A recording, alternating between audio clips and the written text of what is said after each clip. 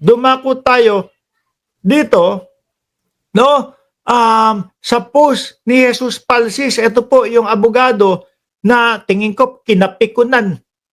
Napikon tingin ko si Jesus Escudero dito kay Jesus Palsis eh. Kasi kumbaga, may sinasabi si Jesus Palsis tapos yung pinatulan ni Escudero mukhang sasampahan kung ano na, no?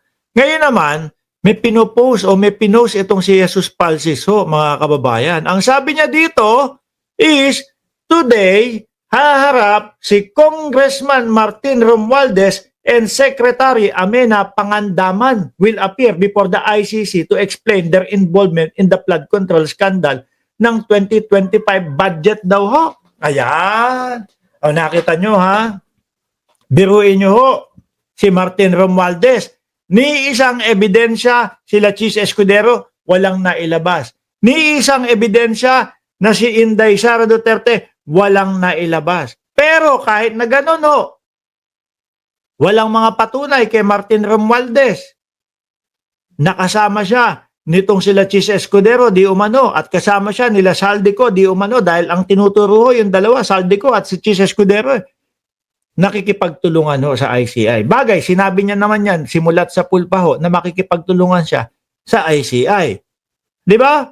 Ngayon, mukhang may pasabog. Ayan yun, hindi ako may sabi. Yan babasahin ko lang sa inyo at bibigyan lang natin ng reaksyon. If only the hearings were public, may bombshell daw si Romualdez against Chis. Nako. Kaya yung iba natin mga kababayan, talagang nagagalit. Sinasabi nila, ano nyo na yan? Sa publiko nyo na yan. Kailangan namin makita, kailangan namin malaman. Yang nangyayari dyan sa ICI na yan. Sabi naman ng ICI, ay hindi. Kasi baka mamaya guluhin pa kami. Baka mamaya meron na namang mga bagong kesyo, bagong ano tawag doon? Mga papalabasi sila Marcoleta, kagaya nung mga sila Gotesa, di ba? Nagbabalat yung labi ko. Baka ganon, magulo sila. Kaya ang ginagawa pinapanatili na lang mga kababayan na hindi nakasa publiko. Pero, sandali, alisin ko lang to. Nagbabalat Anong sipsipin niya yung labi ko? No? Tinanggal ko lang. Yan. Wala na. Ngayon, kung pagbabasihan mo itong dalawa na to, Chis Escudero at si Martin Romualdez, kay Chis, yung mga insertion mga bossing, ang sinasabi is meron daw nangangati ilong ko dito hindi ako nangungulangot. Lagi kapag kaganyan nagbablog tayo, kadalasan inaabutan ng kate. Kay Chis, yung mga insertion daw sabi ni Senador Ping Lacson may mga dokumento, ebidensya yata doon sa insertion na yun. Tapos sila yung ibang mga congressman may sinasabi. Ang sinasabi daw yung small committee 4, no? Si Grace po na hindi pinapa-attend sa mga meeting, si Martin Romualdez na hindi uma-attend sa meeting, at si Chis Escudero at si Saldico, yung 4. Ano kaya yung pasabog ni Martin Romualdez? Etong tao na ito, mga kababayan, mga boss chief amuser, bihira nating maringgan yan Hindi natin naririnig yan Biruin mo, ilang beses na nilang pinukol. Sara Duterte, sinasabi, Martin Romualdez, ang mastermind ng mga ganito. Walang naipakitang ebidensya. Pero sila may ebidensya. Doon sa mga confidential funds ng Vice Presidente, ang pilit nilang binabanata si Martin Romualdez daw ang may kasalanan. Kayo ang nagpasa ng ebidensya sa COA niyan Bakit ibabalik nyo kay Martin Romualdez? Ang sinasabi, sila daw mga kababayan, ay inaano lang, pinupolitika lang daw. Pero hanggang ngayon hindi natin marinig yung kanilang mga depensa para sa kanilang sarili. Sara Duterte, di ba? Confidential funds. Hanggang ngayon wala tayong naririnig na depensa.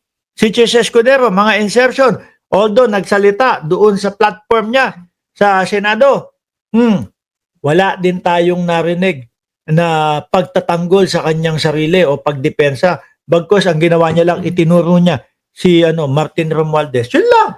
Di ba? Ang kati talaga ng ilong ko. Yun lang. Di ba? Oh.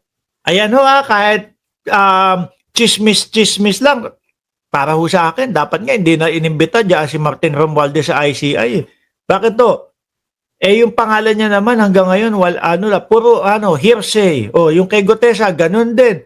Minsan lang may lumabas na magsasalita laban kay Gutesa, witness daw siya. Hindi pa tama yung pagkakabasa doon sa kanyang mga litanya, doon sa kanyang mga sinumpaang salaysay.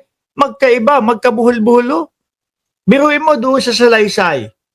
Sa salaysay, ano sinasabi niya doon sa salaysay niya? Sabi niya gusto niya ng witness protection. Yung sa hindi naman sa salaysay, hindi nga ako nangangulangot. Ayan, katinan labas ng ilong ko. Doon naman sa yung siya na lang, ano sabi niya naman? Hindi naman daw niya kailangan kasi may baril-baril daw siya. Ang gulo. Kumbaga, ito, ang kagandahan nito na sinasabi na si Martin Romualdez ay pupunta at may pasabog kay Chis Escudero kahit na pachismis-chismis lang, nakikipagtulungan yung tao. Hindi yung iba, babatuhin, si Chis Escudero, si Romualdez ang may kasalanan nito. Pero yung, yung depensa nila para sa sarili nila, hanggang ngayon wala pa din. Di ba? Ano kaya? Sa tingin ninyo, kayo dyan sa comment section, ano sa tingin ninyo yung pasabog ni Martin Romualdez kay Chis Escudero? Baka merong mga ipakita na mga dokumento, yung mga papeles, mga resibo, etc. Baka may pagpapaliwanag pa. Alin? Naalala nyo yung holiday daw si Chis Escudero pumunta doon sa Congress? Baka may pagpapaliwanag pa doon. Nako po. Maganda ito, mga kababayan, lalo na kung nakikita natin. Pero, siguro, kailangan nating intindihin, mga boss chief mo, sir, na talagang yung dahilan nila na wag isa publiko para hindi magulo ng ibang mga politiko, kagaya nung kay Marcoleta, yung pagpapapasok ng biglaan na lang, surprise, na mga witness, para hindi siguro gano'n. Kasi panggulo, naging pamanggulo lang si Gutesa doon. Mga bossing, naging pamanggulo lang si Gutesa, mga kababayan. Tayo nga nanonood ng hearing, di ba? Nanonood tayo ng hearing. Natatawa tayo Kasi biruin mo, sa likod ni Erwin Tulfo, meron pang sumesenyas ng mga pag-ganun-ganon. May tatlo pa, may gumaganon pa. Kala mo natutulog yung matanda. Tapos, yung witness din na si Gutesa, inimbitahan sa DOJ. Hindi na sumipot. Siguro natakot at hindi niya kaya siguro na humarap sa Department of Justice na wala sa tabi niya si Marcoleta at yung matandang sesenyas-senyas. Hanggang ngayon nasaan na? Mukhang hindi na nagpapakita. Siguro sinabi nung mga huwag ka na magpakita, lintik ka. Sablay yung ginawa mo.